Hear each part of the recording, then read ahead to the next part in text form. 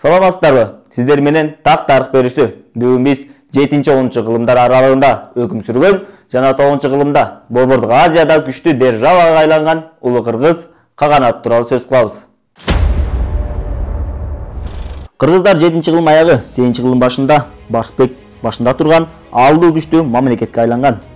Жакын турган коңшуларын олутту эсептешүүгө мажбур кылган. Кыргыздар Тапкач хандыгы түргөчтөр менен чогуу 2 түрк каганатына каршы сес көрсөтө баштаган. Кыргыздардын күч алышынан чочулаган түрк каганы капаган Барсбекти каган деп таанып, ага Кутлук кагандын кызын аялдыкка берген. Көчмөндөрдүн салтына ылайык күчтүү саясий атаандаш менен күчтүү кишилер гана кула сөөп боло алышкан.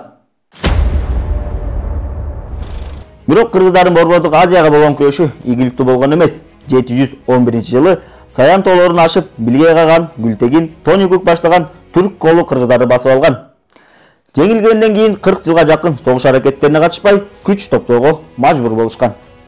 Бул согуш Тоникуктун эстелигинде мындайча эскерилет.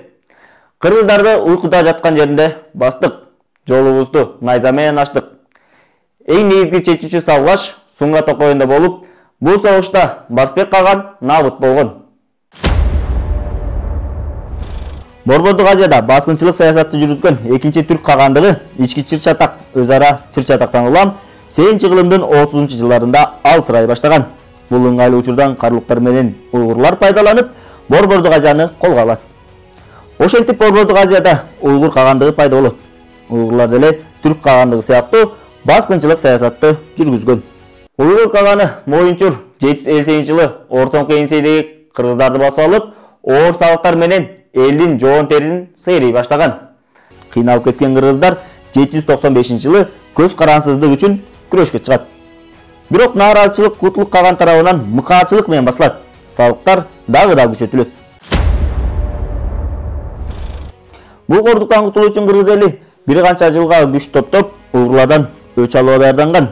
Ошентип 9-кылымдын ортолорунда кыргыздар менен уйгурлардын ортосунда согуш башталат.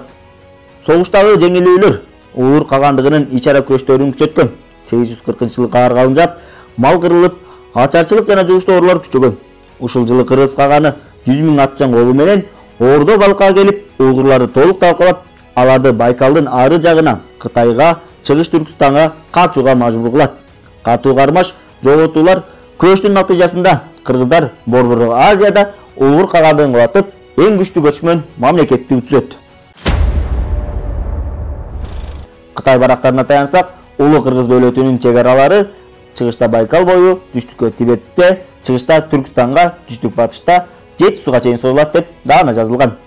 Кыргыздар жеңилген душманга да ырайымдуу, гумандуу мамиле кылышкан. Кытай мамлекети уйгурларды кырып салуусун кайра-кайра суранганына карабастан, кыргыз кагандыгы уйгурларга гумандуу мамиле жасап, ал гана турсун, кыргыз каганы өз ордосун, уйгурларды көбүрөөк жашаган чөлкөмгө көчүрүп, кыргыз менен уйгур элинин ынтымакта жашашы үчүн шарт түзгөн.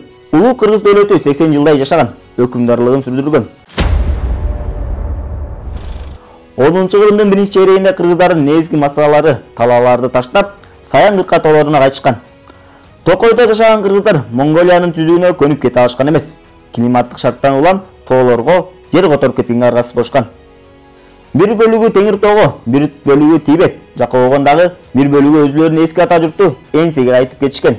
Андан сырткары Энсейде дыйканчылык менен күн көрүшкөн элдин бир бөлүгү Борбордук Азиянын кургакчыл бөксө тоолорунда көнө алышкан эмес.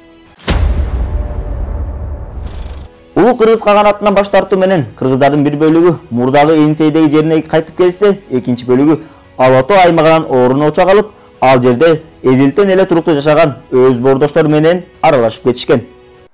Азаттык үчүн болгон күрөштө кыргыздар көптөгөн элдердин башын бир туунун алдына бириктирип, башка уруулардын да өсүп өнүгүшүнө шарт түзгөн. Кыргыздар табиятынан эле башка улуттарга жакшы мамиле жасап, аларды өз бооруна тартып, каада салтын, маданиятын сиңирип, камыр-жумур болуп жашап келишкен. Сиздер фокуста так тарыхты көрдүңүз. Биз кыргыз тарыхын кыргыз тилинде айтып бергенге аракет кылып жатабыз. Видеону бөлүшүп, багытыбызды колдоп туруңуз.